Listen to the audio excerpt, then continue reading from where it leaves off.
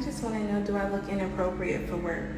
My dress code is a polo and dress pants or jeans, no rips.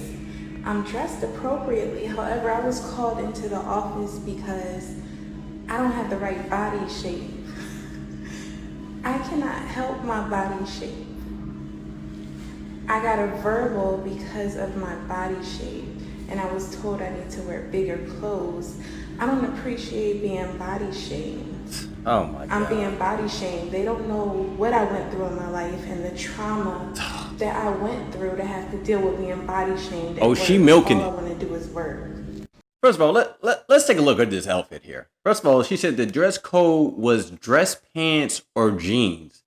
I don't know any dress pants that look like that. And the second thing you said is you're being body shamed. Just because you're a thick woman doesn't mean you have to wear a size small in everything you wear. I mean, let's be real. She's not leaving anything to the imagination. She might as well be wearing a catsuit.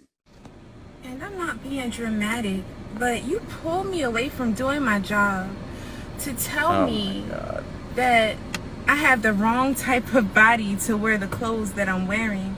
I have on regular dress pants. No one said that. And your excuse was the men in the tire shop and the boys keep stopping and looking at me.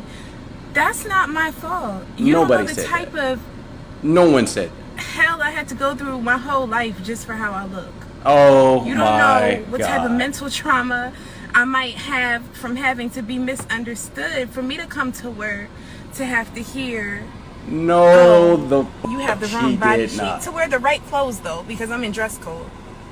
Oh my God, you just don't understand the trauma that I had to go through for having a big ass and some big tatas. Oh, it's just so hard having this beautiful face and having guys look at me and, girl, shut the hell up. Shut up. You know how many women are out here risking their lives on the operating table just to have a body like yours? And you over here, woe is me. Oh no, because I'm thick. And oh, it's just the worst thing ever. And oh, what will I ever do for having this thick body and all this ass? What can I do with myself? I would much rather shoot myself than continue to listen to this woman fake complain about how hard it is to be a voluptuous woman.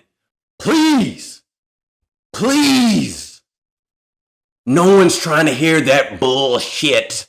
And no one believes any of those lies you said. Nobody said that it's because of your body shape or it's because all the guys are looking at you. No, they just want you to wear looser clothes. Go buy something that's actually in your size and show up to work so you don't lose your job. When it comes to dating and relationships, who's typically seen as the prize, the man or the woman? Bitch. Yeah, the woman. So if the woman is the prize, why even bother going out with a man in the first place? I don't know.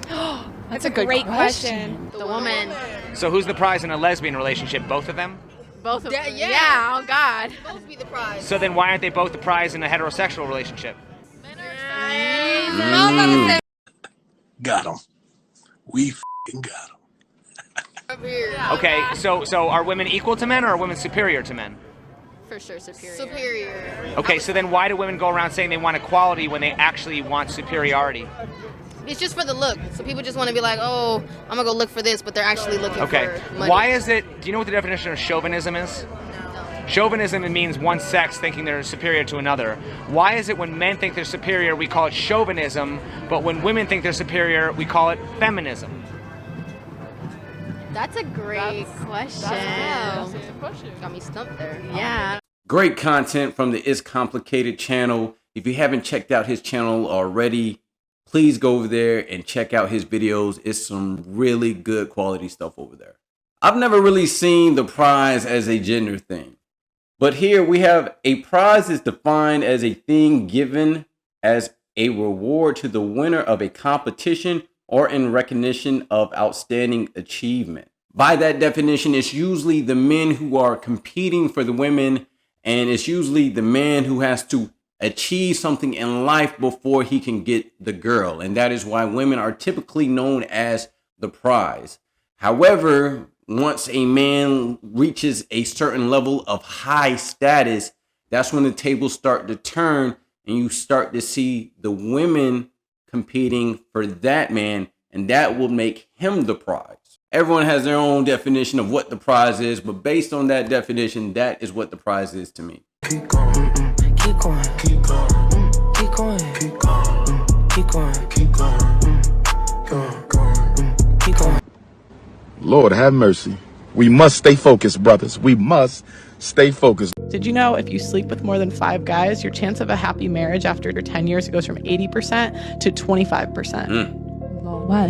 Why? Yeah. Why? Because the more men you sleep with, you lose your ability to bond with each one. Pair bonding. Yeah, it's pair bonding. So if you sleep with one guy, you're going to compare the next guy to him. If you sleep with 10 guys, you compare all 10. If you sleep with 20, you compare all 20. And guys hate being compared to other guys. Well, they hate being, but it makes you more divorced. Like, yeah. You're not likely to be divorced, but you're more likely to leave if you did that, because you're with your husband thinking about the last 10 guys that maybe weren't as good as the one you married. They say comparison is the death of joy. So what she's saying makes a lot of sense. And I keep seeing a bunch of videos about how body count doesn't matter, but there's plenty of studies that show that the more partners a woman has, the more likely she is to get divorced. Of course, other factors come into play. Women with lower body counts tend to have more traditional values and want to keep the family together. Therefore, they are less likely to get divorced. Whereas you have women with high body counts tend to have more liberal views, and they're a boss babe and I don't need no man. So therefore they are more likely to leave a relationship. Always be saying they want a traditional woman, like, oh, can you cook? Can you do it? You not Shut a traditional man. Thank you. Be Tell a them traditional again. man. Is you even a breadwinner, boo? Sit down. Anyway, thank you so much Can for you this change interview. your tire? Thank Yeah. you. Done. Have you built a house? Have you built a house, baby? Y'all want traditional women. Y'all not traditional men. Period. They don't deserve a traditional woman. No, you don't. You don't, boo. You should be submissive to me, actually. Listen, I'll be the first to say it's hypocritical to ask for a traditional woman when you yourself are not a traditional man. But comparing building a house to cooking is absolute blasphemy. Look, I think all men should know how to do things like change your oil, change a tire, and fix basic small things around the house. But all men can't be carpenters, electricians, and plumbers. But if you have the money to pay for that, the job gets done all the same. But I have to say this because I'm just so tired of this conversation. Every single adult should know how to cook and clean. That's not something that just women do. Every single adult should know how to do that. And nowadays, it's not even that hard to do. Back in the day when women were traditional, they had to wash clothes by hand. They had to go take the wet clothes and hang them on the clothing line so they can dry. They had to wash the dishes by hand. They had to cook from scratch. Nowadays, you got a dishwasher, you got a dryer, you got a washing machine, you got pre-seasoned meals. It's so much easier to be a traditional woman in today's society.